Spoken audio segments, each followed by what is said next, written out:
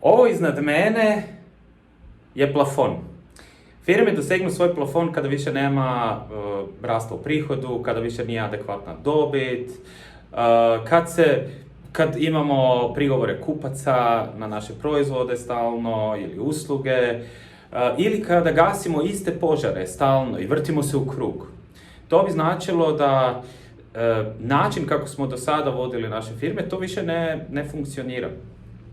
Einstein je rekao, ne možete riješiti problem sa istim načinom razmišljanja koji je taj problem i stvorio.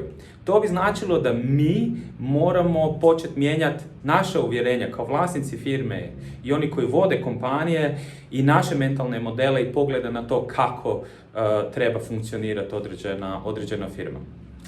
I druga stvar, ovo što sam rekao, pogledati taj operativni model i vidjeti nove rješenja, tražiti nove rješenja. Možda je jedno od rješenja boom od LQ-a, ali možda je nešto sasvim peto ili deseto. U svakom slučaju, mi ovdje trebamo challengeirati vlastite mentalne modele. I onda će nam to omogućiti da sa tim novim rješenjima riješimo pitanje plafona.